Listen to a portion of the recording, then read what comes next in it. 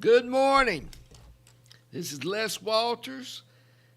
I have the Marion County Superintendent of Education, Dr. Patrick Sutton, and he's a member of the Alabama High School Athletic Association Legislative Council. I do not know what that means. He will tell us. I have with us also Mr. Todd Tittle, who I swear I have seen on TV wrestling. I'm just not sure. But he is the Winston County Board of Education Administrative Director and a member of the Alabama High School Athletic Association Central Board. It's great to have you. Good to be here. Yes, sir. Good to be here, Les. What? The wrestling, you need to go back and look this up. There were Ivan Koloff and Nikita, and I'm trying to think of his name, but they were the Russians. We could have passed you off, gotten you iron and sickle tat. You'd have done well. You'd have done well, and been a bad guy. Oh, Lord. Been a bad guy. The rumblings are still taking place concerning the reclassification. 2026, 2028 reclassification. But it's no different than normal. There's always there's always fussing when you reclassify. This year, it was decided there is no more 7A football. And the private schools went to two divisions. When you are a public school and you're dealing with private schools, it's always said, well, private schools get in here and they're recruiting and they are coming in and taking the championships. And what I've got are two guys who can explain this process, how he came to be, and just thoughts in general. Todd, I'm going to give you first crack at it. You're on the board. I am, yes, sir. Well, I started on the Legislative Council about 7 years ago, and which means we're on the district board. So the way the High School Athletic Association is set up, this basically came in play back in 1960s under a federal court merger agreement when they merged the Black Association and the White Association. So the federal courts basically said this is how the High School Athletic Association in Alabama is going to operate, and so we're still So we had two different associations at that time. We did back in the 60s, yes, Okay. sir. And so we're still under that federal merger agreement. A lot of people don't really understand that, but when you look at it, they decide, there's a district board, which all the schools in that district, our district is District 7. There's 9 counties from Pickens County all the way up to Lauderdale County. We go as far over as Winston and Lawrence County. But it's basically the northwestern corner, 9 counties that we represent. I want to say there's like 47 or 8 high schools. I should have got that specific number that we represent in that district. And so we have a spring meeting every year. Ours this year is going to be on April the 22nd. Right now, we for years we met at Hamilton High School. We're currently meeting at Haleville High School, central location. But when we come together, we elect our board. And board members go on a 4-year rotational basis. So every year we'll have a spot rotate off and we'll have a new election. We can either reelect that same person or a new person. So 4 people, and then one of those 4 will serve on the central board. And so usually that's the president, which that's the position I'm in. You had a gentleman here in this community, Johnny Harden, that represented our district for a long time. Johnny was the president, did a great job, served at least 2 terms, I believe, on the central board and became the president of the central board for a couple of years. And so did a really good job representing District 7. And so that's kind of how we're structured. And 8 districts around the state, 4 board members, which makes up the Legislative Council. So that's 32 members from across the state that's elected by their schools in their district. That's public and private schools that are members of the High School Athletic Association. And so you mentioned it about classification. You know, it's very interesting. It's a very anxious time. Like I said, this is my 28th year in education. I spent a lot of those half of those as a coach, half of those as an administrator.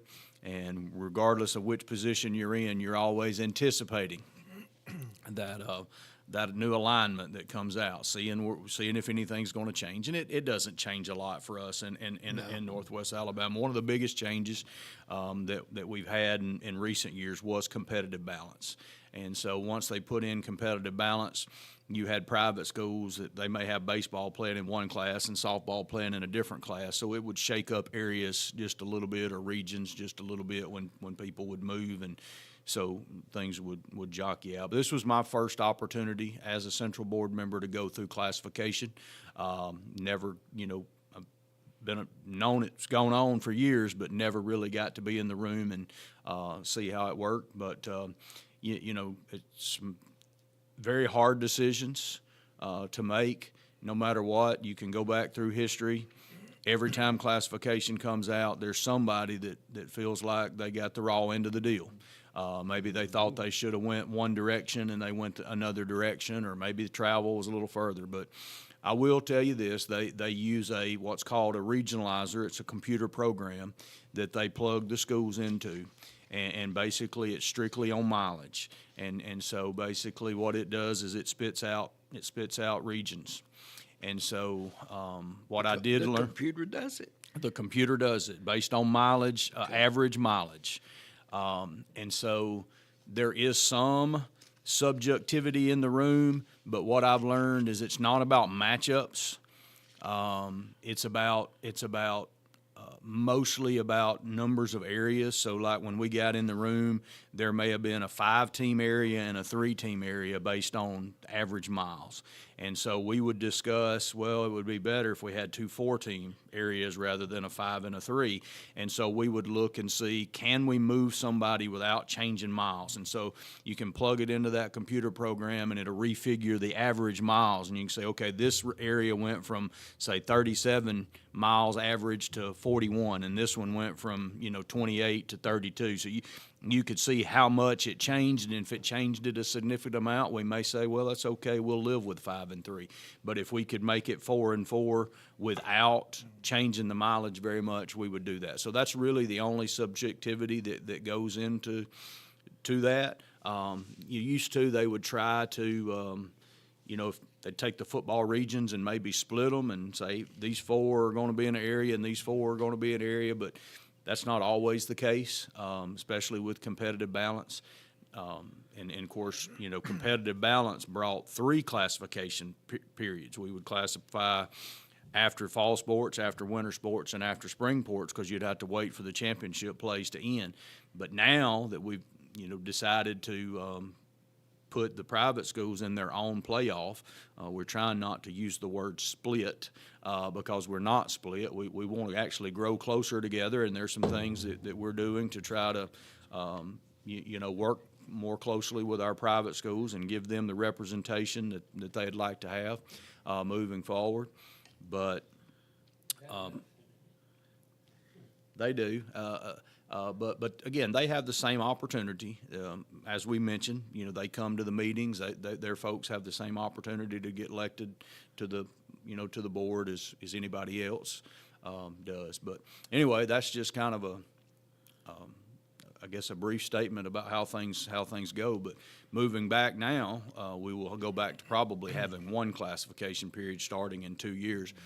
We probably will not wait to the end of baseball, softball this year. We'll probably have 1 more coming up in March, where we'll go ahead and do the areas for winter sports as well as spring sports, and everybody will go ahead and move forward. So, all right, this is kind of like when they call that sacred group together that decides the college football playoffs. Similar, yes. So do they, like when they've got a big trial going, do they all put you in there overnight for several days and feed you and Sequester. sequester. I couldn't get asked that word. question. This was such a big issue. I said, "Are y'all going to do like you watch the college football SEC games?" I said, "Are y'all going to bring us in like the officials in an unmarked van with state trooper escorts? Get us in and out of here?" But it wasn't that bad. Matter of fact, there wasn't even the media attention that day as I was expecting there to be. There obviously there's always a few, and our meetings are just like every other meetings. They're open to the public, and people are welcome to come and sit in on the central board meetings. But one thing that I think the average public don't understand is that they think about the High School Athletic Association. It is located in Montgomery, and there is a staff there. But I think a lot of people, when they say, well, the AHSA rules or the AHSAA, they think about a small group of people that work in that office in Montgomery, but they really have no power to govern. The High School Athletic Association is a member-governed association, and so the member schools, each year we're in that period right now. Matter of fact, the proposal period just ended. So every year in January, it's just like our legislators in Montgomery, we have a proposal period. So our schools can write proposals. They can add rules, they can take away rules, they can change rules if they don't like them, if they're bad rules. And we refer to those as bylaws that are in the handbook, and that's published on the website. So we're in the middle of that process right now where every high school in the state had an opportunity to write a proposal. It has to go through the principal's office to do that. And then we're about to open those proposals for the voting period. So every member school in the state will get a vote, one per school. And then the Legislative Council will come together, all 32 members in April, and we will look at the results. We'll look at the proposals, we'll look at the results of the vote, and then the four of us in the room, Mr. Davy Reed, the principal at Haleville High School, and Mr. Roderick Shepard, who was the principal at Florence High School, but he's a district administrator now there. He's our other district board member. The four of us will look at those votes of our school. The High School Association staff will have that broken down, and they'll say, here's how your membership in your district voted. And so we look over there and say, okay, 80% voted for it, then we're going to vote, in that way. If only 20% voted for it, then our vote's going to reflect that. We're going to try to reflect the membership in our area. And so what a lot of people, again, don't understand is that there's also a central board. Central board controls everything when it comes to championship play. So you can't write a proposal to say we want to have 6 classes instead of 7 classes. The central board does that. And so the central board hires the executive director, who's Mr. Heath Harmon now. He's entering his 2nd year as the director. He's hired by the central board, and he works for the central board. And then he hires his staff, which works for him. And so that's kind of how the makeup goes. But one of the reasons that most people, I think, are critical of the High School Athletic Association because they're a sanctioning body. And so people that are sanctioning, whether you're law enforcement or whether you're a school administrator, sometimes you have to make hard decisions. Sometimes those decisions go against you. They tell your player that they're ineligible. They say your school has to forfeit games or not be a part of something. And so anytime you're a sanctioning body, you're not always very popular for those people when things have gone against you. And so that's what happens. The folks in Montgomery, their job is to basically enforce the rules that the member schools set. They have no decision-making, and that's one thing through all of this political stuff with the Choose Act and anything else that's going on. Normally, the people you'll read they're being critical of the association or Mr. Harmon. Well, Mr. Harmon will have to tell them, look, I can't just change it.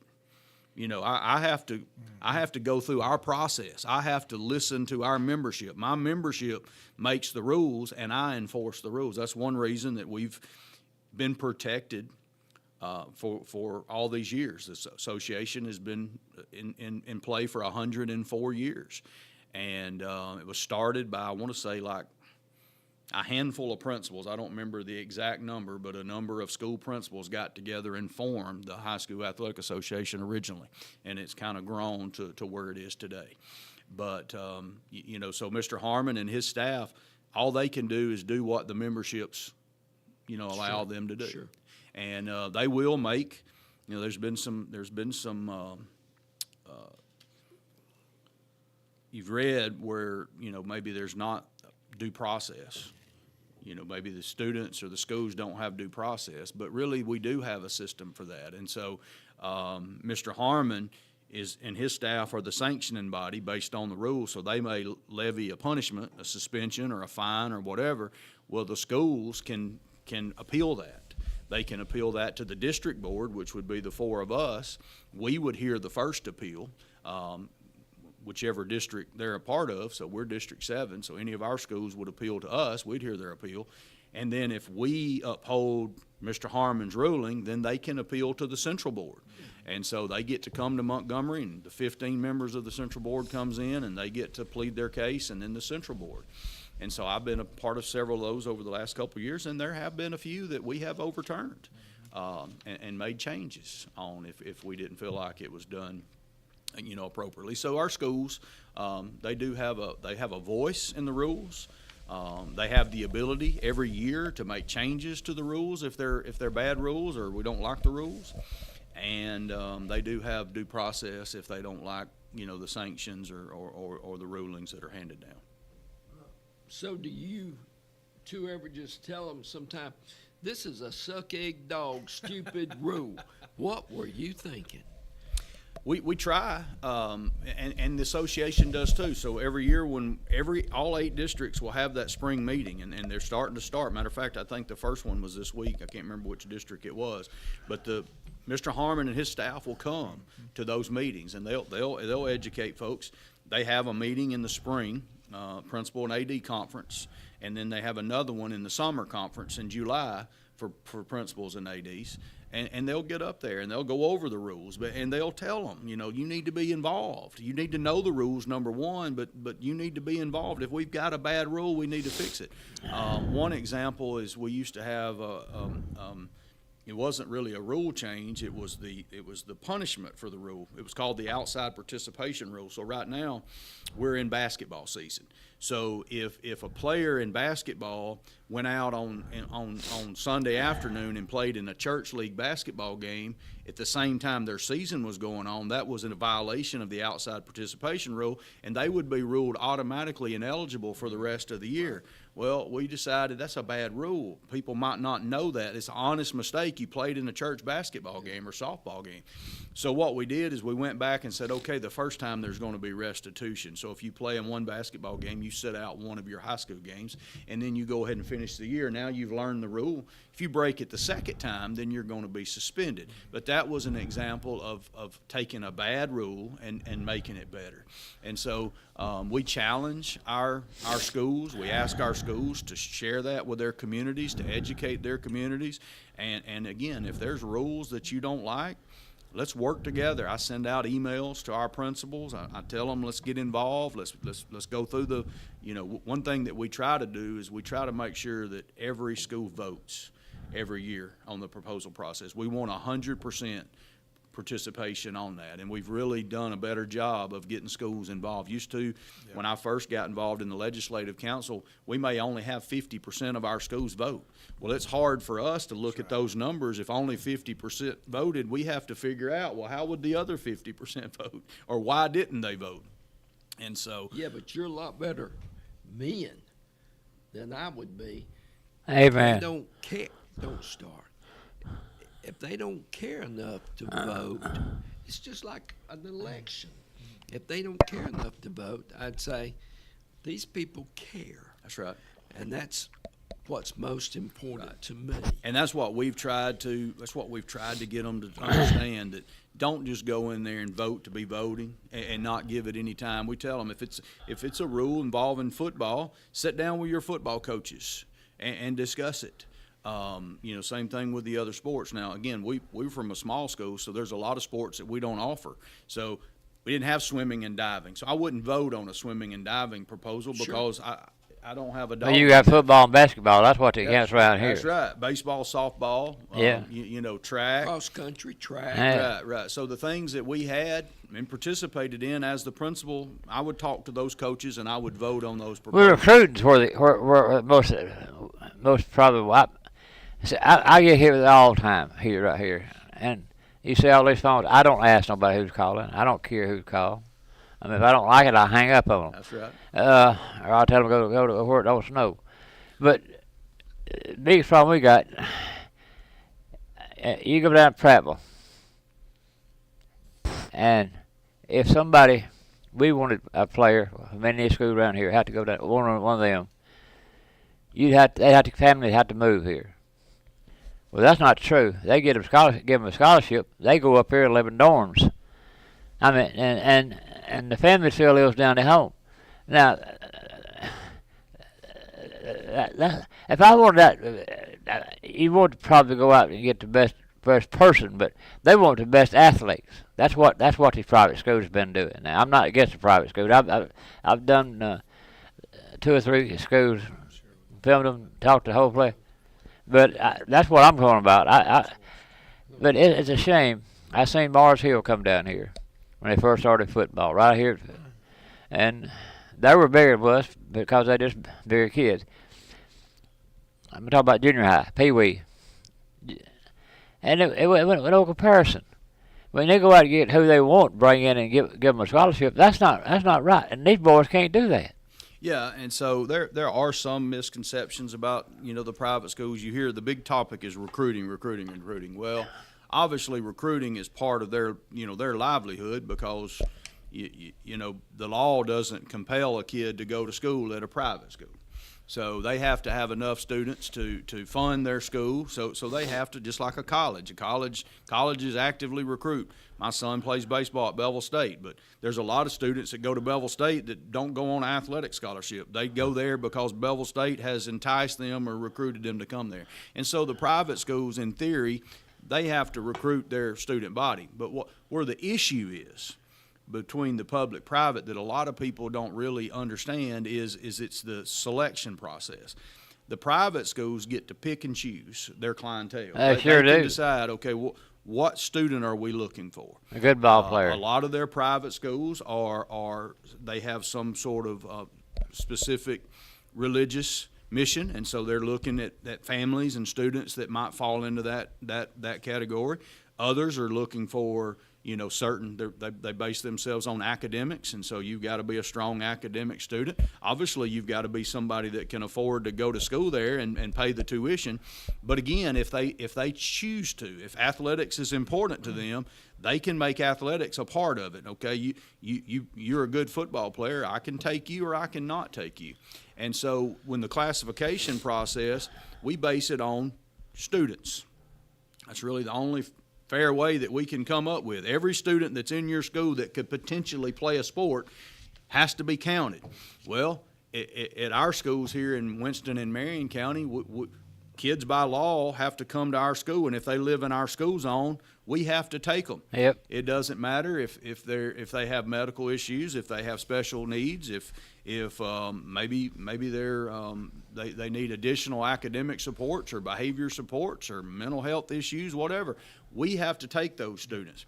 The private schools don't. They get to pick and choose which students they take, and so they can control their number, and they can stay in a lower classification. So that's why back in Dan Washburn's time as the executive director, the legislators came in and was going to separate public and private.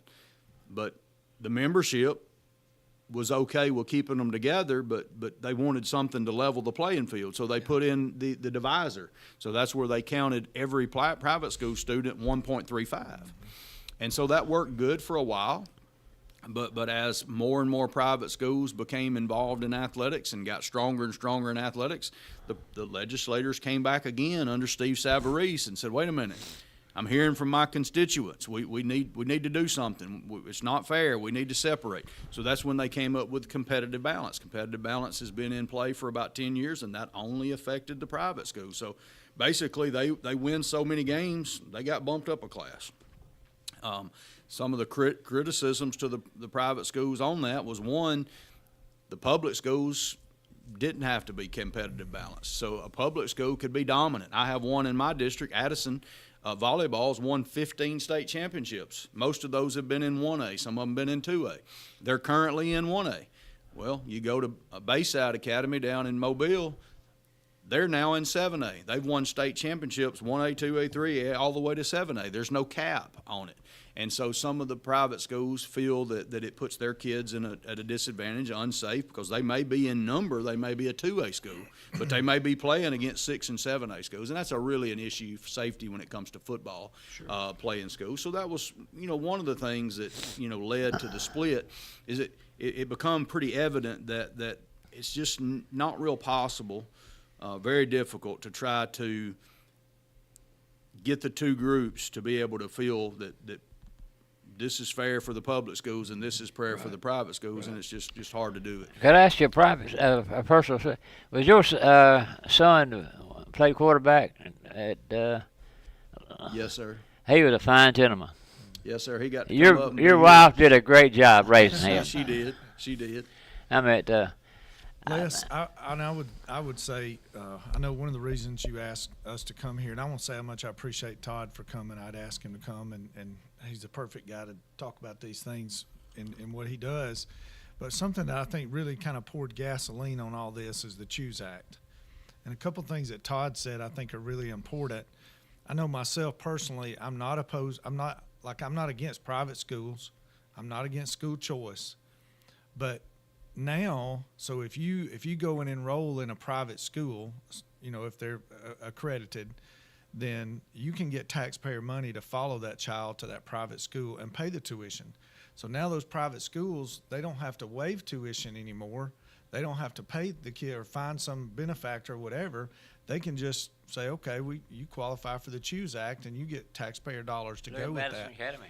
And the problem I have with that is they don't, and Todd touched on this, they don't have to meet the same requirements that we do. Everybody says, well, hey, it's taxpayer money, it should go to those kids. But they don't understand that at Hackleburg High School or Hackleburg Elementary School, all the things that we have to do, the requirements we have to meet, and we don't, and I don't want to do this, but I'm saying we don't tell kids you can't come. If you live in our school district, I don't care who you are, what your name is, rich, poor, black, white, doesn't matter. You come, and we take you. And yet those schools have the ability to be selective and choose who they want and also choose what services they want to provide. Whereas we say, in certain areas, well, the law may require us to meet those obligations and provide those services. They don't have to do that. They can say, sorry, we don't provide that service. And that's just not fair. I mean, it's just, and so as we're moving into a period of time where if you're watching the news, state budgets are tightening and, revenues leveling out a little bit and some concern about the future. We're diverting money that's set aside in Alabama for public education. We're diverting that going to private schools. Yeah, sure. And we're doing it with them not having the same requirements that we do. And then what happens? So then you see on the news or whatever, well, private schools, their kids perform better on test X over here and their kid. That's not even a fair comparison. Like, what are we talking about? We're talking about kids that they selected versus kids that we – and again, by the way, I'm proud of what we do. I'm proud of our mission. I wouldn't be here if it weren't for free public education. So I'm not saying I wish ours was different. I'm just saying it's not fair on the taxing side and on the funding side. And then when it plays into athletics, like Todd said, that's been the complaint for years from public schools. Is, hey, we're not saying we don't want to play you. We're not saying that we can't compete with you if the playing field's level. It's just that what are the advantages that you have naturally where you get to pick and choose your kids, and we don't get to do that. So like you said, there have been efforts to level that playing field, and I think with the Choose Act, it just really poured gasoline on the fire again, and got some people really upset on both sides. And so I do want to commend the Central Board and Mr. Harmon. I think ultimately they have done the very best they could do. Again, there's no perfect answer, but I think they've done a great job. Don't I he was work for you looking at the Really? Indirect, don't he work for you? just the Yeah. Well, in the sense that since he's on the Central Board. I'm saying, put the pressure on him. Oh, no, but that's what I'm saying. We talk a lot. Far. And I'll say this about Todd. I guarantee you, even though I'm a year or so into the legislative council, any coach in our district, any principal in our district can call Todd, and I promise you he'll be accessible to them.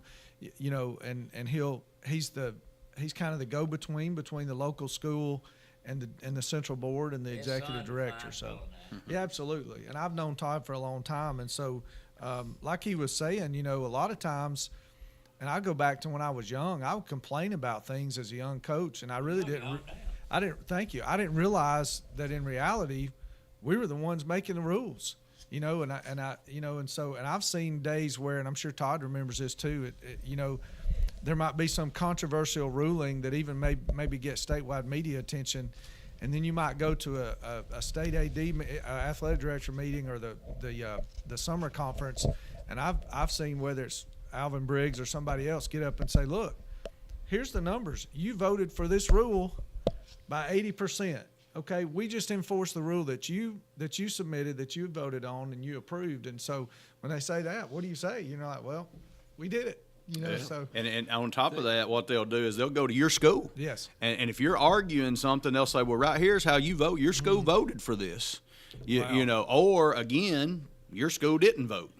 Yeah. So you had your opportunity and you didn't vote for it. But everything that Patrick said about the Choose Act, I agree with wholeheartedly.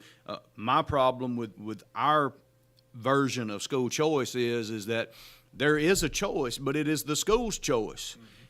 Certain kids have a choice, but every kid doesn't have a choice. So the kids that live in our district, if they have to ride a school bus to get to school, they're going to the school that the bus runs by their house. If the parents can't afford, even with the $7,000 or even with any financial aid that a private school, y'all know we don't have a lot of private schools in our area. I think we have 4 in our District 7.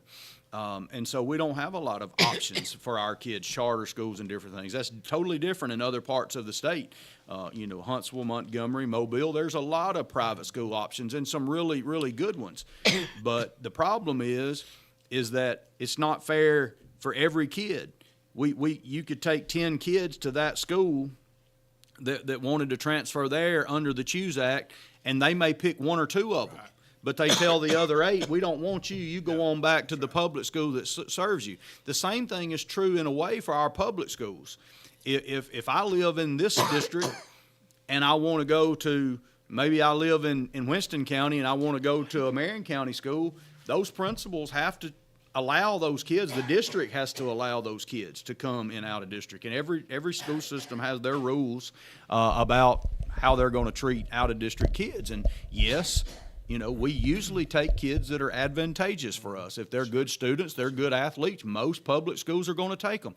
And so there has been some pushback from private schools about out-of-district kids and wanting them treated almost like their kids. So the public schools do have some ability to tell certain kids no, but the kids that are zoned to go to their school, they can't tell them no. And so there are some school choice, but under our current format, there's not school choice for every family. It's only school choice for the ones that somebody wants, unless they move. Again, the bona fide move rule, if I want my kid to go to Thompson High School, I move into Alabaster city limits, and guess what? Thompson will enroll them. But if I don't live in Alabaster, they get to decide whether they want my kid or not, just like every other public school district. I hear they trying to sue y'all, are they? I'm not aware of it. I You know, We've got plenty of people suing us. every day. I look at the range from 6A to 1A. You got to deal with Auburn with 2,240.95. I want to see the .95 kid. And then you got to go all the way down to the 1A, Alabama School for the Blind. 31.65. That's a rough cut on that last kid. Right. You have to deal with, and then the private schools. This is just public school. Right. And you have to deal with every bit of this. Yeah, it's hard. We looked at that, and that was one of the reasons that we had 7A to begin with, and it was just 32 schools. You took the 32 largest schools. And right now, if you look at 6A, it was 5A last year in the last classification. There is a very large discrepancy between the smallest 5A school and the largest 5A school. So that is really a concern of the association, of the central board. And there was there's studies and there's discussions on, well, how can we fix that? As you go down in class, 4A, 3A, 2A, every class you go down, that number gets closer and closer. And so if you get all the way down to 1A, the percentage difference between the smallest school and the largest school is the smallest as far as that goes. But as you go up in class, it gets larger. And so, somebody has to be the last. And so you don't like to, if you're a public school, you don't like to look and say, okay, I'm the smallest 5A. I could have been in 4A, but I got stuck in 5A, and now I'm playing against a school that maybe got 1,000 more students than I do. And so we realize that is a flaw. We're looking at options to how to fix that. But, really the only way to do it, and that's one of the things that the AHSA does well, is they provide championship play. And we put on some wonderful championship events for our students to participate in. And we want as many people, many schools as we can to host playoff games and to maybe be able to hoist a blue trophy. That's huge for those community schools to be able to do that. And matter of fact, had one here in this community last year. Almost had two. Right. And hosting a red trophy is a big deal. So, but Hackleburg baseball and softball both had that privilege last year. Marion County girls basketball has had success at that level recently. Brilliant girls last year. So, those are special times. Sure. And so. Sure. But the problem is the only way you can get those numbers closer is to have more classes. And more classes means more championships. Not that that's a bad thing to give away 10 trophies instead of 7, but it becomes more difficult in planning and scheduling and venues. One of the things that we approved on this past Friday's meeting was to go to a 5-day pilot in Mobile versus a 4-day pilot that we had already approved. And so now that we've got 8 classes of vacation, 6 public and 2 private, flag football is exploding. And so in the last classification, we had 2 public school classes of flag. Now we have 4. So that means there's going to be 4 flag football championship games. So the pilot, from what I understand, starting this year, will be probably on Tuesday. There will be 4. It'll be all about flag football on Tuesday, and there'll be 4 flag football games throughout that day. And then starting on Wednesday, there'll be 2 padded games, Wednesday, Thursday, Friday, Saturday. And so that brings a complication as well, because you play the semifinal round on Friday the week before, and then somebody's got to turn around and play on a Wednesday. That's not real feasible. Thursday's bad enough at that big monumental event. We're playing for a state championship. We don't want a quick turnaround. We don't want it to be not like every other week of the season. Well, somebody say, well, just bump it back the week before and play on Thursday. Well, that's generally Thanksgiving. So we don't want to mandate schools having to play on Thanksgiving. So you're pretty much stuck that semifinal round.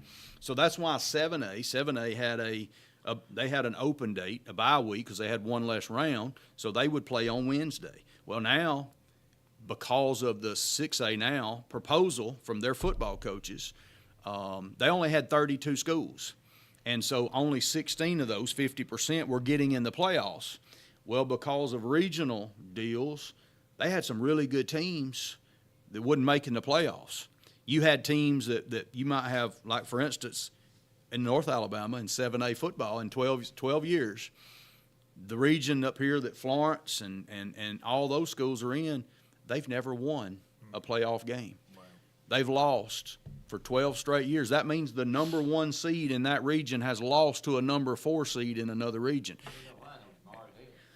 Well, that could be. But the fact is that there's might be 8 teams in one region that's better than any of the 8 teams in another region. And so they pitched several different plans in coordination back and forth with the Central Board and the 6A football coaches. We just approved a change to their format. We're going to allow 6 of the 8 region teams to qualify for the playoffs.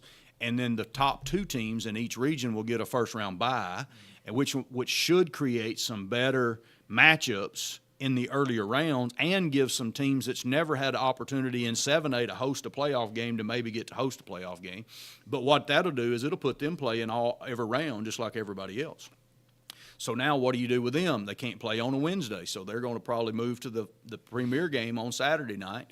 And we're looking at, because the private schools are going to have possibly less teams and less rounds, most likely they would be the end-up ones playing on the Wednesday. So those are things that are still kind of being tweaked and worked through in these new formats. But to fix some of our problems, like the difference in the 5A smallest to largest, you know, somebody says, well, why don't we have 232 teams? Why didn't we keep 7A? Well, then now you got 9 state championship events. If a lot of the private schools are saying there's a large discrepancy there, and they are. If you take Shoals Christian and Mars Hill, they're having to compete against each other. That's not. No. You could argue, if I'm Shoals Christian, that's not good. That's not fair for me, you know. So there's push there to have 3 classes for the private schools. And hopefully that might be something that we look at. And so again, now you're going to 10 championship and events. I'm going to throw in here as a superintendent, which I didn't care about this when I was coaching, all right? But as a superintendent now, I do get, sometimes I'm a little frustrated at how many days of school I have players that get pulled out for athletic events. Especially if you take Hackleburg last year, Trey and I have talked about this. You know, they had great boys and girls athletes all in the same year.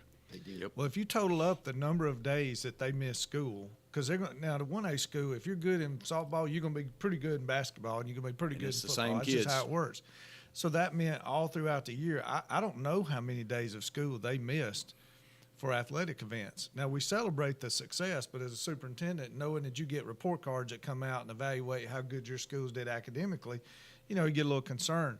I only bring that up, though, to say, if you listen to Todd, what you take away is this is a very complicated thing. It's not an easy thing to do. There's nothing complicated about this. This is chaos, mayhem, and bedlam. But I'm saying wild. it's so easy, and I probably shouldn't call any names, but it's so easy for a politician statewide or whomever to get on a bandwagon and think they know better than Mr. Harmon and the Central Board and all the people that do this day in and day out. But it's not that simple, and they don't know what they're talking about, just to be honest with you. And no matter who you put in charge of this, somebody's going to be unhappy. You said that in the beginning. Why don't you have one rule, one regulation for both teams? That way you can solve the whole problem. Yeah, so the AHSA, I mean, the mission is fair play. We want to provide opportunities as much as possible. We want it to be safe, and we want to make it as fair as we can. And again, no matter how you spin it, if you look at you look at private, you look at I'll tell you what, I know less now than I did when they first come on.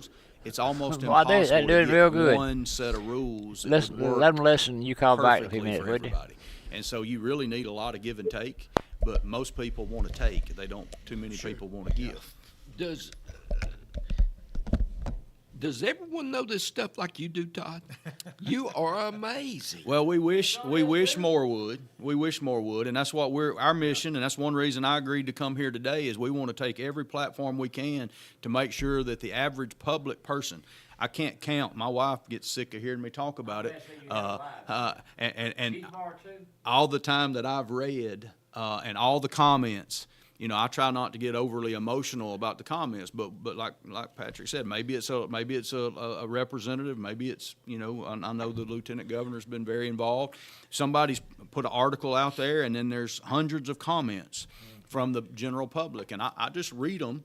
I don't comment. I just read them, but I see that there's a lot of people that don't really understand that their school has an impact. And I understand that a lot of people in the public may not have a great working relationship with their superintendent or their board member or their principal. I hate that it's that way, because we're all on the same team. We're all trying to provide the best education, the best athletic experience that we can for our young people. And sadly, many times the adults mess it up. Sure. And if we would just get out of the way and let kids be kids, they'd be fine. Right. But Todd, would you don't, and I don't know if Todd, well, you tell me if you agree with this or not. I'm just listening to this and think maybe one of the things that's come out of all this controversy this year that's really good I don't know if I remember a time in my 32 years in education when there's been as much conversation between the legislature and the AHSAA. Now, that's only going to be good if both sides come with the right heart and the right attitude. And, there's a danger there when you introduce politics, which is it becomes about politics and not about what's best for kids. But I think hopefully that's one of the things that maybe will come out of this, that people on both sides will get a chance to talk. But then there'll be some learning, frankly, on the other side, on the legislative side, because I think if they don't understand, and it's the same with us in the legislature, we can complain about laws and stuff. Sometimes we don't know what we're talking about, right? What really went into that. So they need to listen to Mr. Harmon and the Central Board to really understand all these things that Todd's talking about. Yeah, and this is not Todd Tittle saying this, but as I was reading all those things, I saw a lot of the public across the state of Alabama saying, look, we would just prefer the legislators stay out of high school athletics. That doesn't mean that they shouldn't be concerned. They represent, we value our statewide representatives and what they do for us. And they need to listen to their constituents. They do. But what might be best for one representative's group of people in his 2 counties or 3 counties, whatever, might not be what's best for everybody across the state. And so that's what makes it kind of difficult. And again, we're kind of just the structure of the way the things that we do, we try to operate on a 2-year rotation. So we do a 2-year classification period. And so we try not to make any major changes during that 2-year period. So we don't want to play under one set of rules in year 1 of classification and then maybe have something totally different in year 2. So things get kind of studied and discussed, and okay, well, we like that change, but let's implement it at the beginning of a classification period. So we move intentionally slow, and so we try to say, okay, here's where we are for these 2 years. And so now we've made that decision. We've made that decision for 6A football playoffs. We've made that decision for public-private championship play. But that's for 2 years. It could be totally different 2 years from now.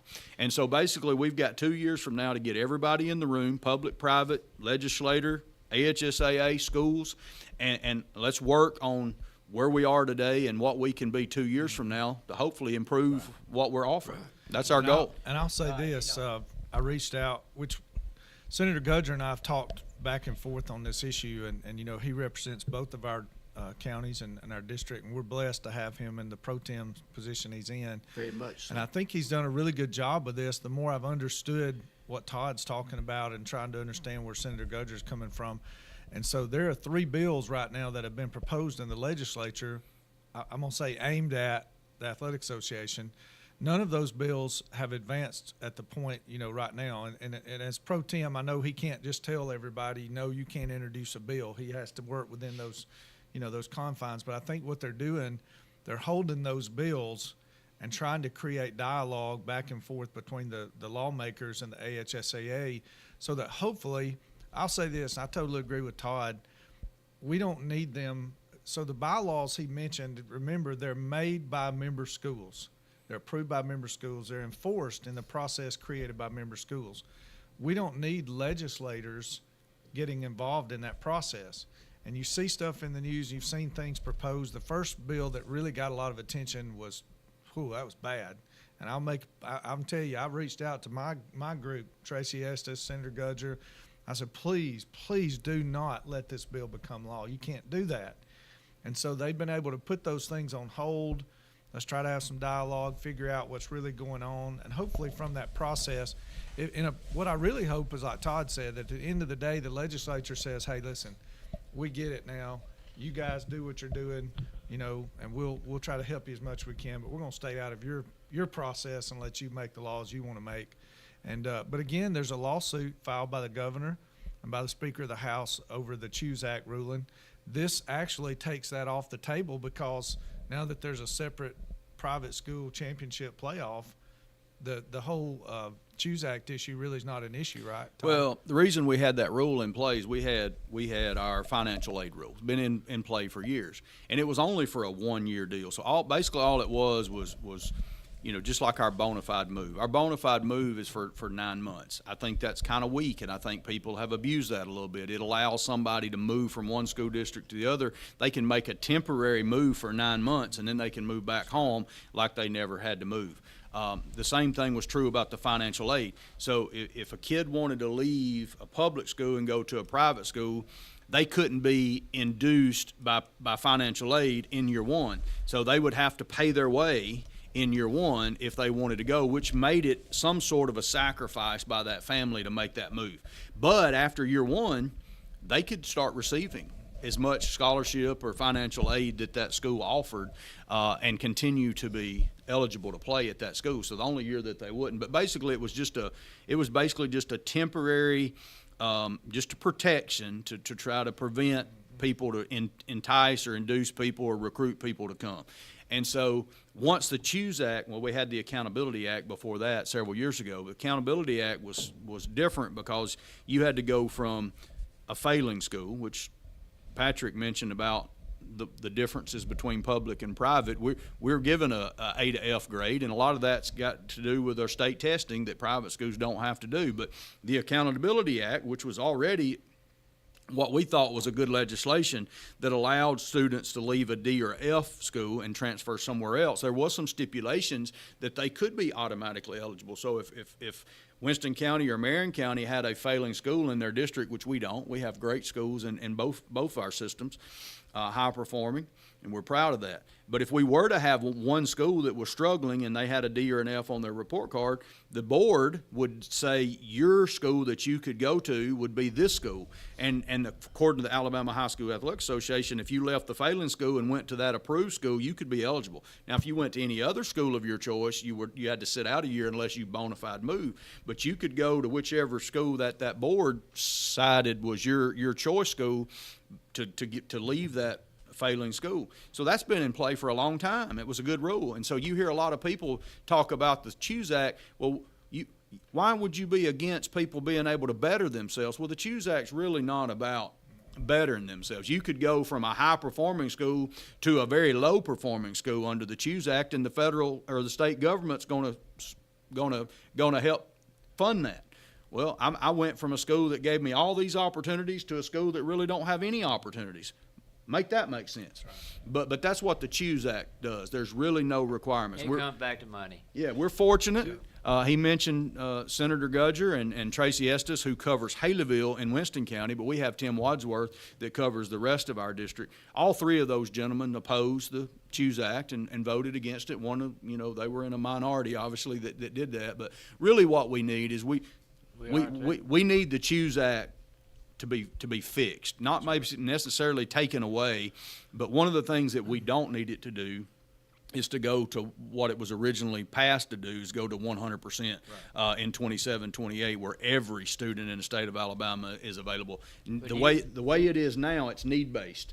Do you think the rich man's going to really? I call them the rich man. The private schools are eventually going to take over the Alabama Athletic Association. No. I don't see I that. think it will.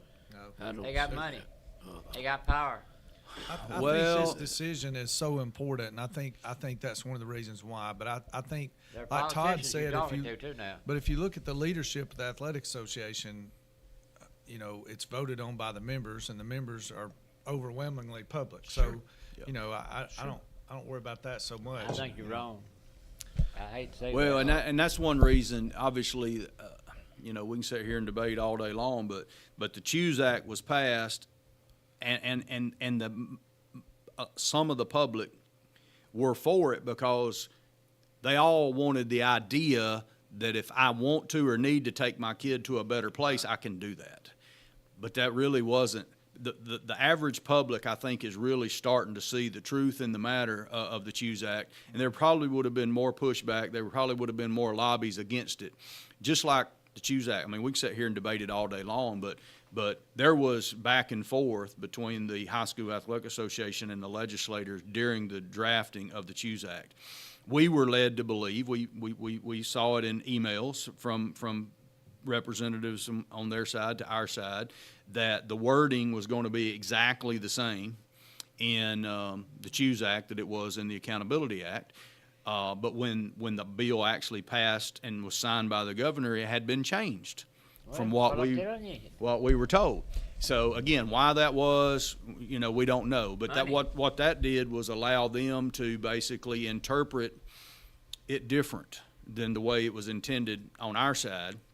And so that put us in a very difficult spot.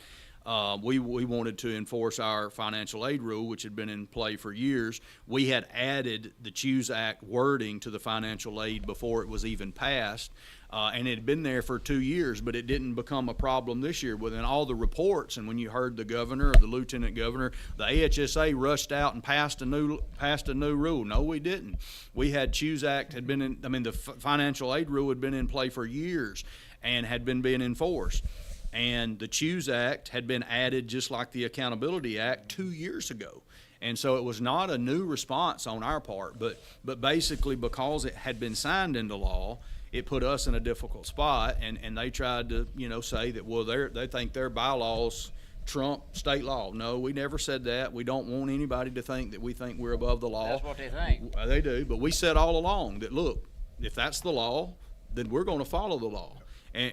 But what we've tried to fight against is having the law or judges get involved in setting rules. Because once a judge or a legislator changes a rule in the state of Alabama, then our schools have lost the ability to self-govern. They didn't make that rule. We had a situation, the homeschool rule. A lot of people coined it the Tim Tebow rule.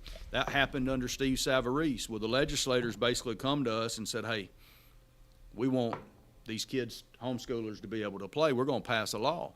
Well, we said, well, look, if you'll let us go through our process, we'll pass a rule. We'll make it legal. And so we worked together to do that. And that's what Patrick alluded to a minute ago, that we hope, this got very ugly really quickly. And I don't know that either side really wanted it to go that way. But we thought badly of them. They thought badly of us. But now that, professionals have been able to get in the room and have dialogues and discussions, I think we all understand that if we would work together and talk, we would never get to where we were this year. So there's been some regret that it went where it did, and hopefully that will be avoided. I know Mr. Harmon has had opportunities to meet with some folks. For them. Sound like Harmon's for them. But the thing is, to me, it seems like Where'd he go? someone is, it's kind of like, let me get my big brother to whip you. They'll go back and say, I don't like this, so I'm going to talk to my legislator, and we're going to trump you right here. And that's not right. Well, got it, buddy. and that's another thing that we try to impress on our members, that this is a voluntary organization. They get to set and make their own rules, and there's a process. If you don't like the rule, let's work to fix it. If it goes against you and you're in the minority, then you just have to. That's the civilization that we live in. Sometimes you're just in the minority. You just have to make the best of it. Wasn't Herman come from a private school? No, sir. He's always been in a private school. He actually was the principal at Oxford High School before he became the director, and He's been director though. And he had been a high school football coach at several different places but over the years. Before then. One just, Oh yeah, he just yeah, got Coach Savarese. He Yeah, just got to be coach this year. yeah. And But a lot of our It's been people, like private. our board president right now is Terry Curtis. Terry Curtis is a Hall of Fame football coach, fine gentleman. Was in a tough spot throughout this process. But he spent 26 years in public education, and then he went and spent 26 years in private education, and that's what happens. A lot of our public people, they spend their career and they retire, and then they go work in private school. That's why I think Les, the message, this is what I've told coaches and principals and everybody else. What I think we need to recognize and let our legislators know. So we just need to make sure we send the message. And by the way, public schools, again, greatly outnumber private schools. Oh, yes. So that means the political power, if we use it, is actually on the side of public schools. Not that we're against private, but the message needs to be, hey, I may not always agree, but leave the AHSA alone. Let it govern itself. Let the schools govern themselves. Stay out of that. That needs to be the message. again, you're not going to agree with everything. There may be a rule passed next year that I don't like, but if the member schools vote for it, then I need to respect that. And because the legislature, they've got enough to do. But like, if you look at the bill that was proposed that hasn't moved, that got a lot of attention, it required so many members of the central board to be appointed by the governor and the speaker and I think lieutenant governor. Okay, That's a Which ballyhoo. which gave them a majority. Oh, that's a exactly. ballyhoo We, of a we mess. don't need that, because think about then do you want the central board made up of coaches and principals and superintendents deciding these issues of reclassification and who's in what area? Do you want them doing it, or do you want some legislators who are trying to get reelected? I mean, I prefer our guys. I may not agree when it comes out. I may tell Todd, man, I don't like that. But at least that's my guy, that we voted for in District 7 and we chose. He's somebody we selected, as opposed to, somebody who represents Huntsville and doesn't understand Marion County. And so we need to send that message. Let's make sure we let the Athletic Association govern itself. Well, and again, that's one great point that Patrick made, and everybody, including the general public, needs to understand that, is that those 15 people in that room are veteran educators. They've spent their life serving in those various roles. Most of them started as teachers and coaches, and maybe become principals and athletic directors. And then I think we've got, I'd have to count it up, but 5 or 6 sitting superintendents, right now, which again are our most experienced and respected educators that have risen to that level. And so we've got a tremendous group of people that love what they do and care greatly about it. One thing that I'd like to address is I saw, reading through a lot of comments, and people throw out things, but I always saw things negative about finances. Oh, it's just about the money. The AHSA is just money hungry. They just want money, money, money, money, money. Well, first off, the AHSA is a nonprofit organization. And so if you talk to our principals, one of the best things that's ever been started, it's thought of as revenue sharing, but I think something to do with the law. We can't necessarily revenue share as a nonprofit. But it's now named in honor of Coach Savarese. It's the Steve Savarese, because it started under his watch, grant program. And so it's not a ton of money, and it's prorated based on your school size and your enrollment. But every fall, sometime around September or October, our schools receive a check. Every school across the state receives a check. And so the AHSA basically keeps a reserve, let's say $5 million or whatever it is, operating reserve on hand, and then we give back $2.5–3 million every single year of our profits. And so, yes, we put on world-class events, and yes, you may pay $10 or $12 or $14 to get into it, but those facilities and those experiences that those kids get are wonderful. But everything that is made in the association is given back to the schools for their benefit. And I know that check that I got every year when I was the principal, I paid for our catastrophic insurance for every one of our students. I paid for our association membership for all of our coaches. I paid for them to go to the summer conference and have professional development. Other things that we were able to do with that money. So again, it's not a large amount of money for a small school. It's probably going to be around $4,000 a year, and it'll grow up a little bit as you go up. But the AHSA is not really in the money-making business. But that's what the other private schools want, money. I mean, listen, where do you think they would be right now if they couldn't have played Hackleburg or Lynn or Oxford or and that's the challenge. That's the challenge. That's why so many of those schools continue to move over from the AISA to the AHSAA, is because of what the member benefits. I mean, the member benefits of being in this association far outweigh anything they could ever do on their own. I agree. They have scheduling constraints. AISA there's just not enough teams to schedule. They travel, and so that's one of the negatives to the separation in the championship play is scheduling. But that's one of the things that we allow. That's one of the benefits for the private schools to stay as a member of the association. Not only do they get the same all-star experience, the same awards, the same championships, they get to schedule schools. And football is a little bit of a difficult thing because of region play. If you're in a 9 or 18 football region, 7 or 8 of your games are set for you, and you don't have a lot of flexibility to schedule. But every other sport are in areas, and they're only having, if it's either 3 or maybe 6 games. And in basketball, we can play 30. So I've got plenty of opportunities to play. Private schools. The same thing about volleyball, baseball, softball. They can play all these games, and they can play private schools all they want to. So that's a benefit for the private schools to stay in. I know there's been some talk that they may just pull out and form their own association, but if they do that, then they wouldn't be allowed to cross play with member schools unless the courts or the legislators. Come on now.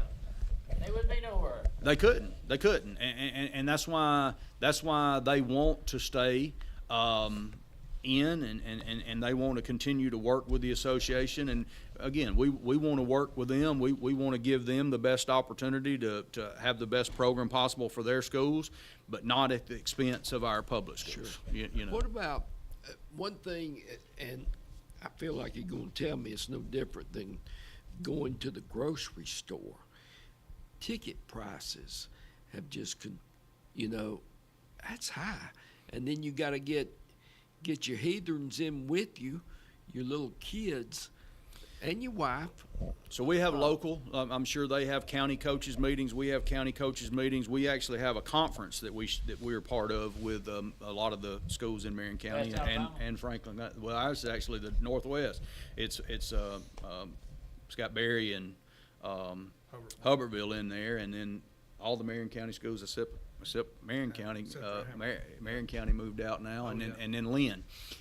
So we discuss in those meetings, and like I said, we want to keep ticket prices as low as we can. But one of the things, obviously, inflation has hurt all aspects of things, and it costs more for us to buy a uniform or whatever we got to have to run a first class program. But one of the biggest issues that has contributed to that is officials.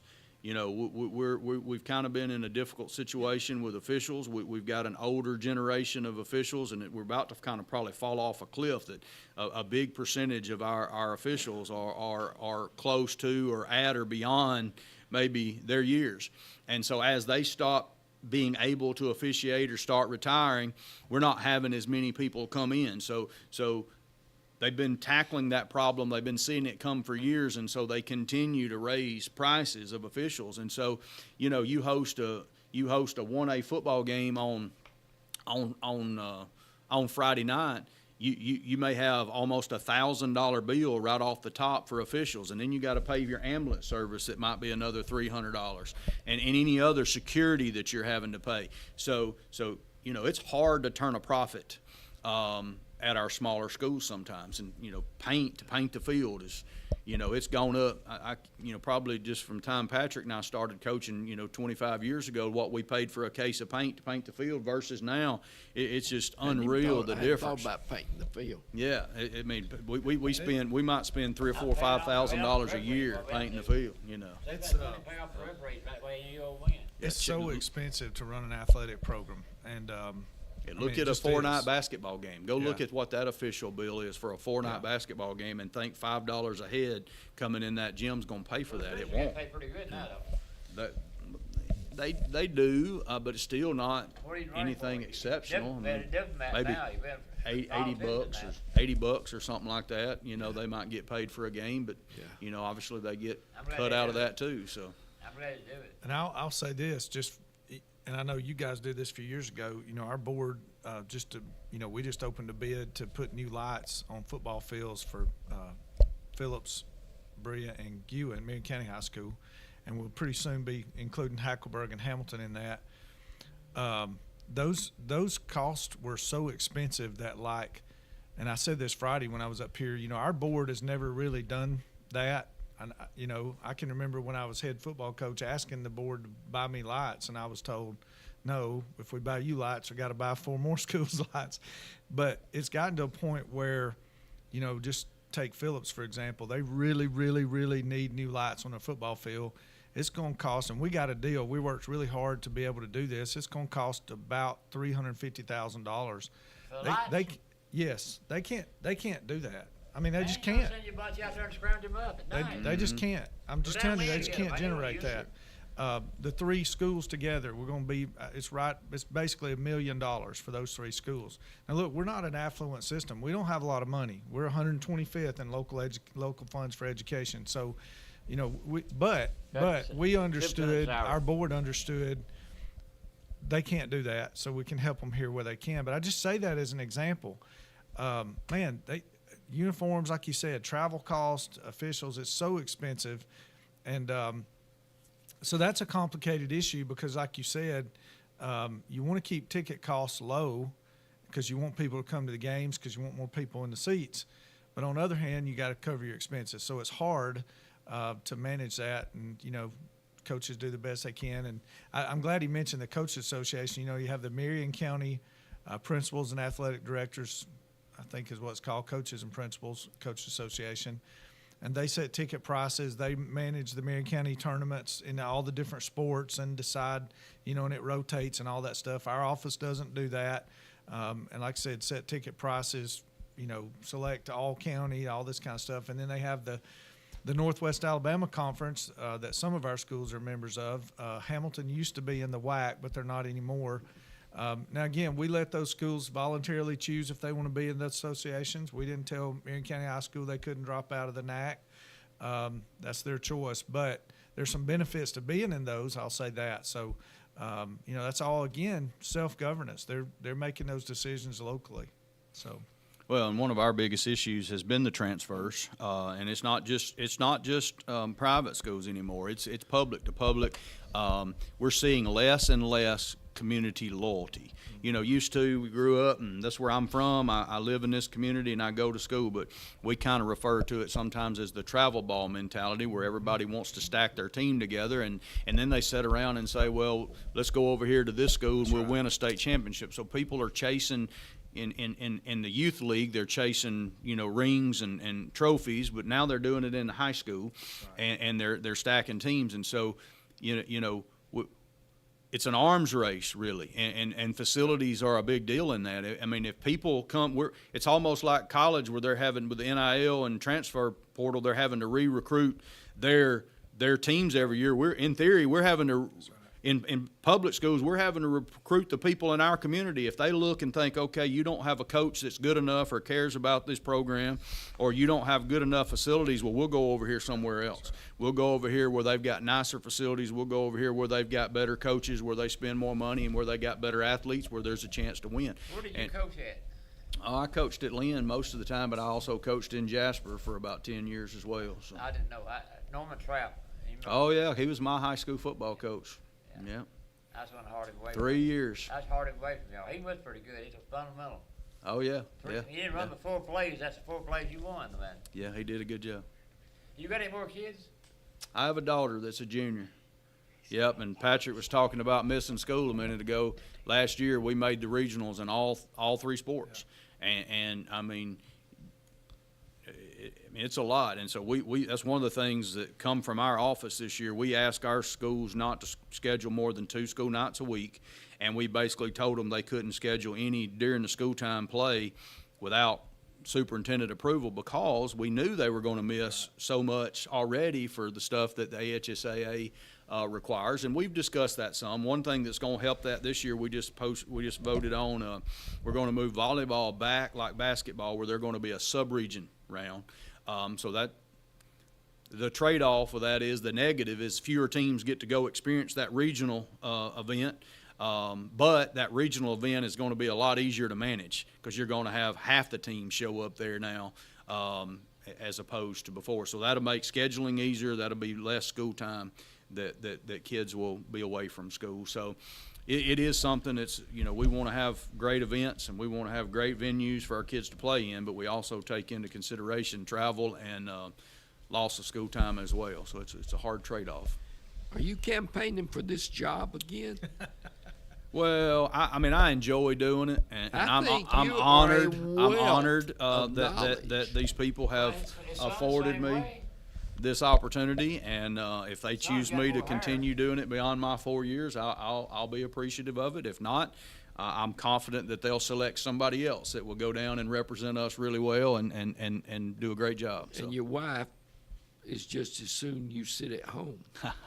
sometimes. Okay. good. Sometimes, 'cause I'm very passionate about it, and you know, we talk about things that we're passionate about, and you know, sometimes we spend more time, I guess, thinking and dealing with it than we ought to when we're passionate about it. And so, but it's something that's very dear to me, and I value the benefit of high school athletics. I benefit the extension of the classroom, the things we can teach. I value doing things the right way. Sure. You know, I know a lot of times in our society it's about winning, and we're going to do whatever we got to do to win. And if that means breaking the rules or recruiting or cheating or whatever, people are about me. willing to do it. But I would prefer that you know, everybody just follow the rules, and we teach our kids to be good human beings and productive members of society, and enjoy the high school experience, and quit worrying too much about the outcomes. Worry more about the process and the fun times, and not necessarily the wins and losses as much. So I've got Patrick is thinking he's got to go to work. I do need to get to work. Are He's you gotta telling get to jokes work. now? No. Look at his hair. You think he boy preached good yesterday? He didn't Sure. jump up and down. Look at What that was hair. your sermon on yesterday? All things are possible. Hey, and his hair didn't get messed up, so you know he didn't jump up and down. So I know some of your congregants. Okay. They're ruffians. They broke.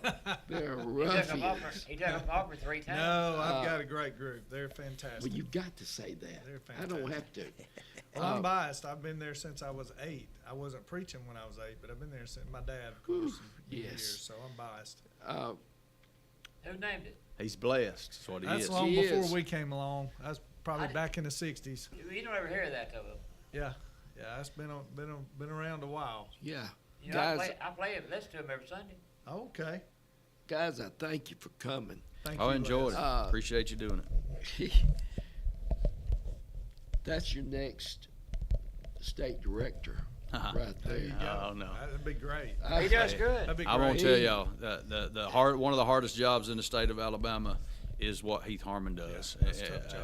I just can't imagine. I tell his wife all the time, I don't know how he sleeps. Yeah. I don't know how. I mean, he has walked into one of the most. It's a challenging job regardless, but what he has come into and all the challenges that he's faced, he's basically had to revamp the whole staff. Lawsuits coming from every angle, dealing with battles from the legislator. Bring him up It has here. been a hard time, and he's only just now starting year 2. He got through in the fire, Hey, and bring he's him done a up here. great job. We put him Yeah. on the radio. Oh, I'm sure. I'm sure he will. He gets out and visited schools. He came and visited me at one of my schools last year, and I'm sure he would Y'all be two bring him up here, interested. all 3 of y'all. I tell you, it's been great. Let me tell you what not to do. I'm going to leave on this. My church has not been good to me, Hamilton First Baptist. It's not them, it's you. No.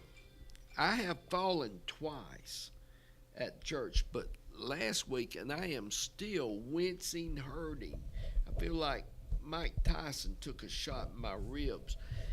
Larry Don Nix is on our publicity committee, and we were all getting ready to meet, and we were sitting in his truck. My truck is not a big boy truck. It's low, just like me, low to the ground. Well, when I got out of that truck, I didn't find the ground beneath me, and I staggered across.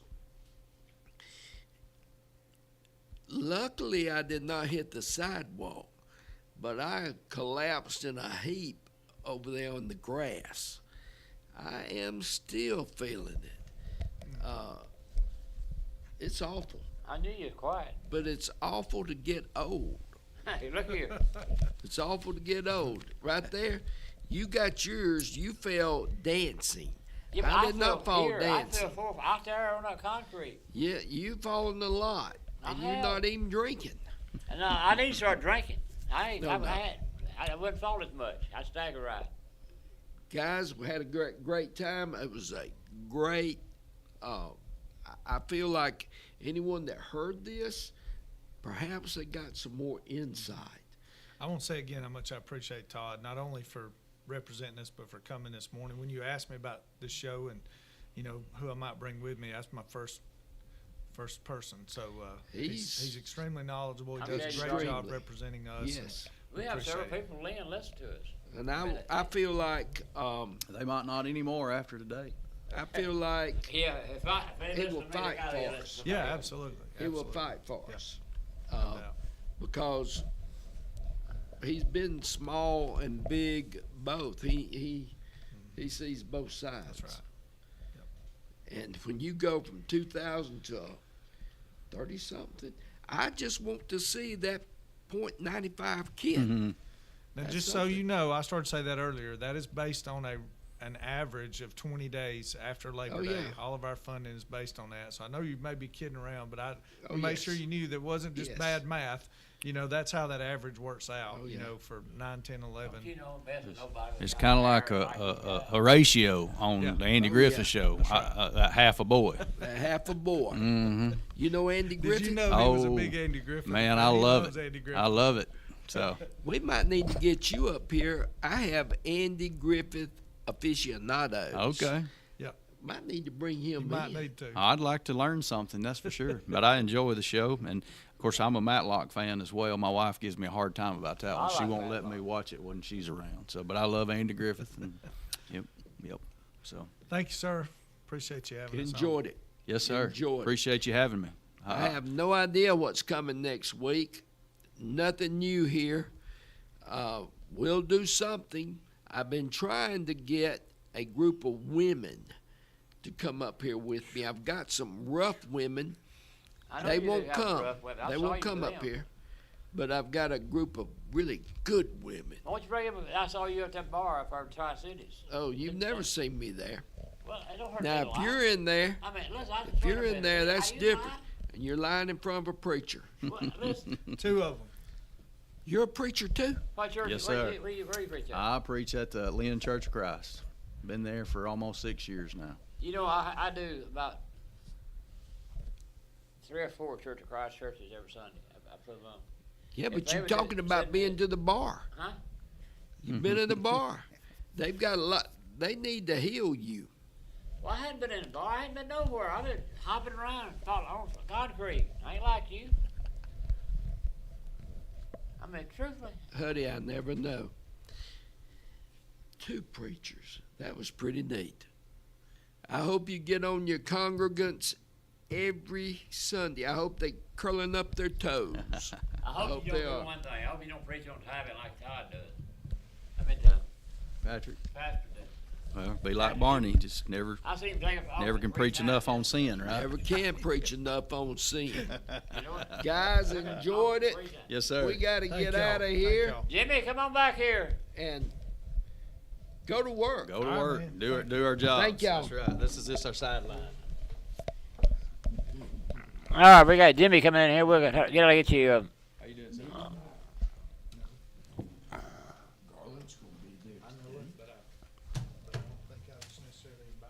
It doesn't matter. I appreciate the invite. Hey, anytime, I'd love to come back. Tell your son hello for me. How you doing, Big Man? He is in foul shape. Hey, you feeling all right, son? Really? I know you lie a lot. He's dating. Well, you was awful quiet today. I was worried about you. I thought you had a bad attitude. I had great people over here. Here's something you can look at. It's got all the classifications and stuff. Good luck with it. You want me to keep these for you?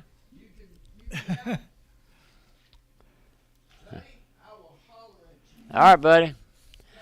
All right, Jimmy, what do you think about the ball game yesterday? I didn't get to see much of it. Well, I just flip-flop back and forth. I didn't watch it all. I think Seattle had it all the way, looked like.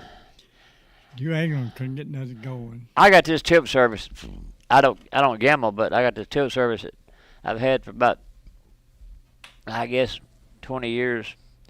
That they sent me before I put on radio, and they said take Seattle over 4 and over, and it went over. It went well. No? I didn't go way over. It went. It was 25-13 when it's pounds, 26, something like that. But I'm not a gambler.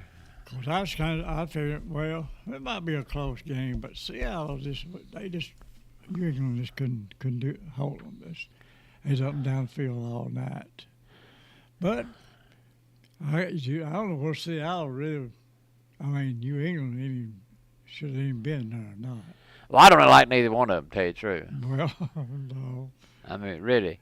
That's about the least Super Bowl I had any interest in, really. I went for neither team. Didn't care who beat it, other really. Well, the teams I'm for are local teams around it, not local, but in our part of the country. And I never, none of them on lately. It's ever going to be on the radio, evidently. Hutty. Salut. Hey. C'est ton voisin. Some of you going to talk. Some of you going to talk plain where I can understand. Hell, I ain't got time to put up if you ain't going to talk American. You going to talk American? Oui. Les journaux communiques. I guess you ain't. All right, what do you got there? You got any high school sports? Yeah, they got the 2A playoff, all the playoff games that's going on now. Well, who they got? The finals. So some of these teams is playing. Most of the championship games are tonight, Monday nights, Tuesday night. But 1 or 2 games are Saturday. What do you mean Monday night?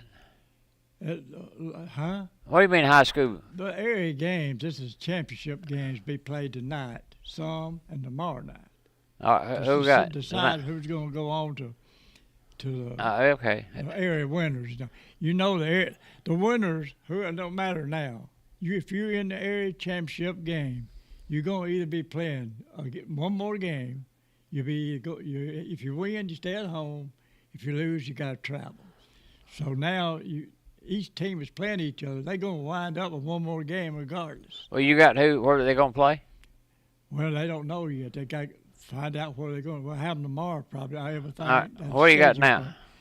I know that there's one game I know was settled. Was Saturday night. Was Belgreen girls defeated Cody Christian girls. Yeah. So they moved on. I thought Cody Christian beat Belgreen. No, Belgreen beat Cody. They had it on the internet. No, they beat them. Well, I'm just saying what they had. I mean, I'm glad Belgreen won now. Belgreen, they won, and so they get to play at home. It's 6 o'clock Friday night, I think. Who they gonna play? You know? Don't know yet. They'll find out who wins down in the lower part. They got these classifications scattered all over the state of Alabama. All right, who you got, Jimmy? Well, let's see. Like Friday night, of course, some of the teams around here. Now, Hackleburg played Brilliant. That's in the girls, of course. Brilliant eliminated the Hackleburg girls. Now, Brilliant's going to go on. What's the score? Well, the score is 61 to 53 in favor of Brilliant. All right. And so that's in 1A. And Hackleburg, they got eliminated. So Marion County would play Brilliant. I think it's tonight. No, it's Tuesday night. They play on Tuesday night. And also Russellville girls defeated Lawrence County girls 79 to 52. And they going on into the losers, like I said, they either go home or travel. Russell will play West Point. That game will be Tuesday night. And West Point's got a 21-1 record. Well, who they beat? Who, West Point? Yeah. Well, West Point, they top team in the area. They All right. To play. And also Phil Campbell girls defeated Sheffield girls 44 to 32. Now Phil Campbell, they got to play Mars Hill. That coming up on. They play. I think they play Tuesday night also. So that game will be at Mars Hill. And Lexington beat Tanner, because the winner of Lexington beat Tanner 65-46. So now Lexington will take on Decatur Heritage Monday night in the area title to advance to the sub-state. And then the girls also, Haleyville defeated Hamilton 47-38. The Lions wound up with a 17-13 record after snapping a 16-game losing streak to the Aggies. They beat them in 16 games. I knew that. Oh, last month. And so Hable plays top seeded Fayette County. That game will be played on Monday night. Well, is Hamilton in the playoff? Yeah, if Hamilton got put out, if they got beat. Well, you just said a while ago. This is Hamilton. I mean, you said the first two teams won. Yeah, if you get into the championship game. Okay. But if you lose that first game. Okay. Okay. Okay. Out. All right. And I see also, Hackleburg beat Phillips. Who? Hackleburg boys defeated Phillips boys 69-49. So Hackleburg played Marion County Tuesday night at 6:30. That'll be at Marion County. And also, of course, I said Marion County beat Vinyl, so they'll play Hackleburg. So that'll be Tuesday night at 6:30. And that's about all I got over the weekend there. But I got here. Let me run through these right here. Well, go ahead. All right, just a minute. Area 2A, Area 10, Class 2A, Red Bay will take on. They'll be playing. Red Bay will play Lamar County Tuesday night at 6 o'clock at Red Bay. And then the girls' action, Covenant Christian girls, was defeated by Tharptown. And they defeated Tharptown, and Belgrade beat Covenant Christian. Now, I said Belgrade beat Covenant Christian Saturday night, so they advanced already. You get me confused now. Belgrade girls won over Covenant Christian Saturday night, so they through right now to the sub-state. And the Decatur Heritage will take on Lexington for the championship game Monday night at 6 o'clock. And also the Brilliant girls will take on Marion County girls Tuesday night at 6 o'clock. That ought to be a pretty good ball game between Marion County and Brilliant. They both got in their 20s. They've got good records. That'll be at 6. That game will be at Marion County. And also we got the Hackleburg boys. We take on Marion County boys, the championship game. This will be Tuesday night at 6:30. So this goes on and on. There's going to be a lot of games this weekend, but they will settle down after the night. And then they'll find out who they're going to take on in the sub-state. And if they're going to have to travel, if they win, they're going to stay at home. If they lose, they're going to hit the road. So we'll try to get all the lineup on them tomorrow, who's what. And also over the weekend in college ranks, because we had some good games. In the men's division, had Alabama and Auburn. Did you watch? I heard the game a little bit on the radio. Alabama pulled it out 96-92. It was a good game. Well, you something to think about. You scored 94 points and get beat. I mean, that's not much of a defense. No. And it started out It was just back and forth. Well, they started out. Auburn played defense. They was bragging on their defense. Mm-hmm. Then what happened? I mean, when you let 90-something points score against you, you ain't too good now. No, I ain't figured that out. It seemed like they was playing. The team played so good in one half. The second half, they just completely changed. But Alabama played good. They didn't miss many shots. Well, they got started on them threes, and that got them back in. That's what I'm saying. Yep. And it was a ball game. And they played at Auburn too, and it was a sellout. They was all. Well, I saw that. It was a good one. I want to watch the next one. It'd be a good game. Yeah, it will be. And also we had Arkansas against Mississippi State. Arkansas 88-68 over Mississippi State. Missouri over South Carolina 78-59. Texas beat Ole Miss. I was right down to the wire, 71-60. I saw that one. I thought Ole Miss might have a chance, but never could overcome them. Then Oklahoma and Vanderbilt was kind of surprised. You said defensive-wise, 92-91, Oklahoma over Vanderbilt. I saw that one too. You watched them all. Well, hell, I ain't got to know. I flipped them around. When too. you're 82 years old, what the hell you gonna do? And also, Georgia says we got Georgia beat LSU 92-91. No, that was Georgia beat them. Well, I can't see it here. 83. Well, get you some glasses. Well, got them can't see no better.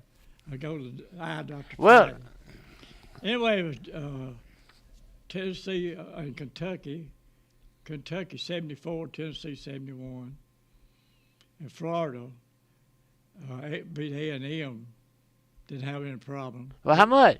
Well, 86-70, 86-67. So that was a pretty bad beat. And in the women's, Florida 75, Arkansas 69, LSU 77, Auburn 44, Georgia 85, Missouri 66, Alabama lose to A&M, Texas A&M 72-69, and South Carolina all over Tennessee 93-50. So there's South Carolina, probably the top team in the SEC, I would predict. And that's a pretty bad beat for Tennessee. Tennessee usually better than that. And that's the way some of the SEC games went over the weekend. Of course, softball got in the way also. They ain't got started big time yet, but they're playing non-conference games. So we've got to get them tomorrow, try to get the sub-state line up. What else you got? That's it. Well, you didn't do too much homework, did you? Well, that's all you got this weekend. Ain't much going on. But what I said, the basketball coming up, high school, they wind up, then they go into Wallace the next week. And we got some, of course, you got local teams that are going to be playing another game at home. So some of them, they want to win because they won't stay at home. Well, how about college? Well, college is, I don't know what makes any difference where you play or not.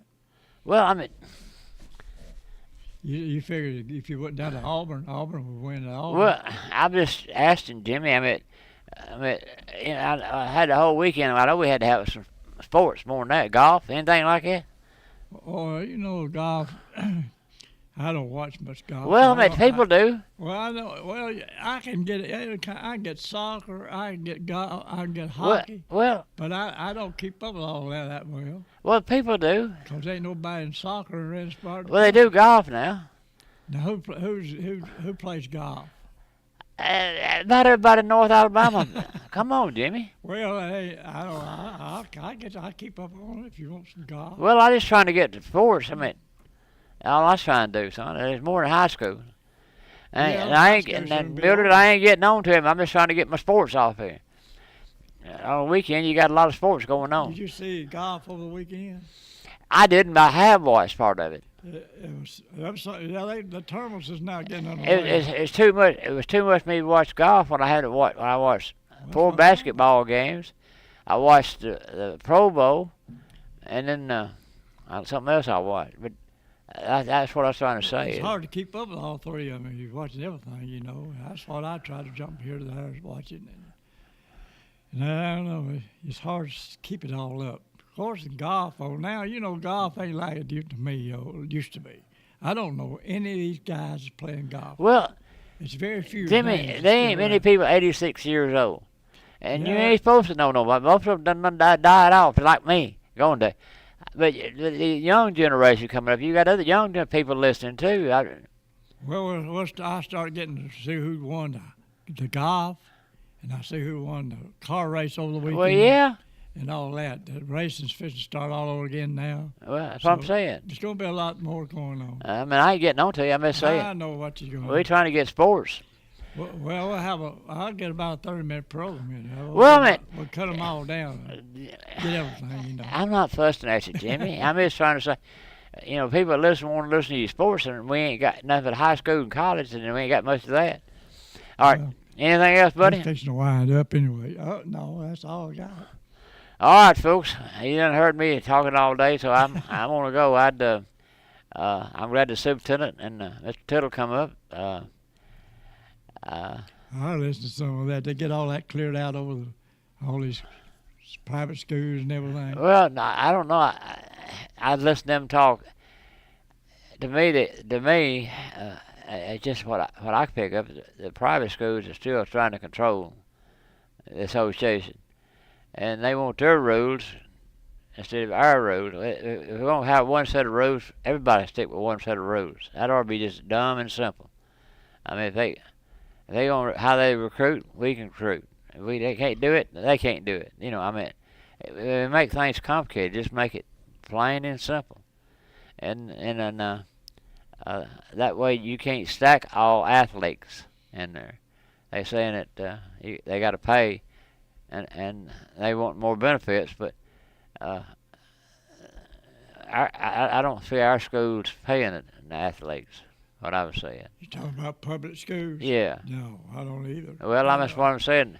And but this private business, private schools, this been going on. Well, I know, but that's what I'm saying. I want everybody to be the same.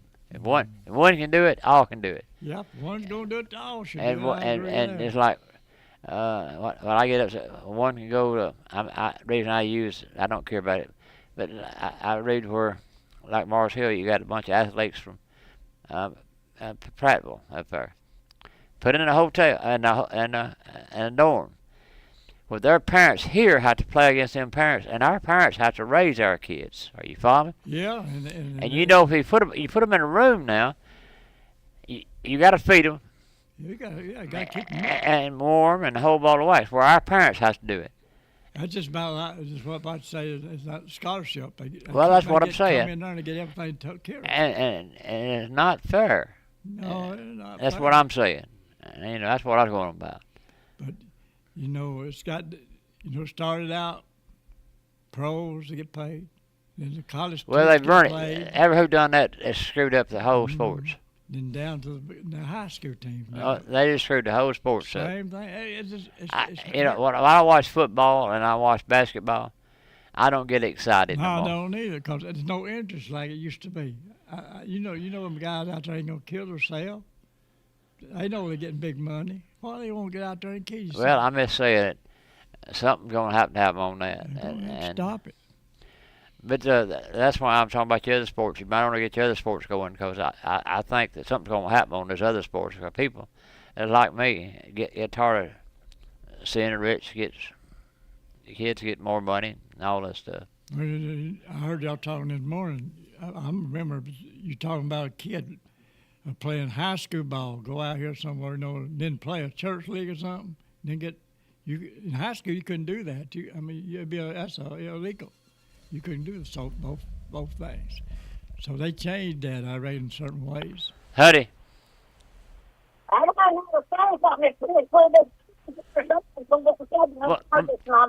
Well, ma'am, I don't know what you said a word. But I listen, if you talk about somebody calling you, we hadn't called you, brother. Somebody might be calling you, but cuss them out. Don't cuss me out. I don't think she knows what she said. Well, no, a lot of people use our phone number and call them, and our phone number on what the way communication is now. Man, our phone companies ought to stop that stuff. They can handle it somewhere. You can't do it. But I didn't watch the halftime show. Did you watch it? No. I didn't. I left and got me a pizza to eat. Well, this is me. I get aggravated. Most of you football fans are just good old country folks. Our cities, but it doesn't make average human beings. Are you following me? And why we will get somebody and not knocking what he was on singing. Why don't they have somebody sing our songs or our stuff, and who's in charge of our NFL? Yeah. They ought to kick his butt out, tell you the truth. That's pitiful, I tell you. I hear the damn phone ringing. There it is. There it is again. Hutty. Hey, Eddie, this is Eric Sinkdale. How you doing, sir? Fine, buddy. How you doing? I was listening to you on the radio, and I wanted to call you for a minute. Have you got a second where I can talk to you in private? Yeah, 256-810-0613. Hang on just a second. Let me write that down. 810. 0613. Hang on. That jumped in. Where'd I get it? 061. Hang on just a second. Okay. I want to make sure it's 810-0613. Yeah, and wait till I get off the air, okay? Yes, sir. I didn't mean to bother you. Well, you ain't bothered. You ain't bothered me. I just, you'd be on air when you call right now.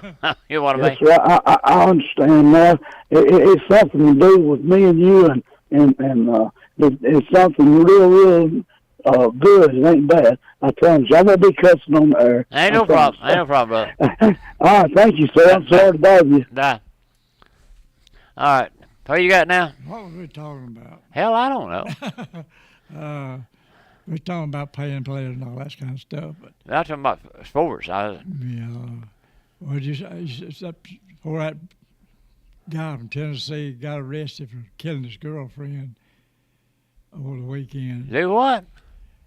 A linebacker, former linebacker. Well, so I ain't heard nothing on that now. Yeah, that just come up over. Well, what? I didn't know you talk about linebacker. I don't even know about. Cause he don't play now. Where? Tennessee. What part of school? He played Tennessee. Well, there's 4 or 5 college teams. University of Tennessee. Okay. University of Tennessee. Anyway, he killed his girlfriend, so they got him now. And got him out. What do you mean got him out? They arrested him, so he's his little. I guess his days is over with. If you do something like that, then that other girl, the Guthrie woman, hadn't been found yet. They still, I still suspecting something. I think it's an inside job some way. I don't know. Hutty. I told you about ringing this number all the time. I don't know how you got it. Well, ma'am, I don't know who you are. I had called you, ma'am. Hell, I tell you, I ain't calling you, ma'am. I don't know who in the world's calling you. Well, let me ask you something out there.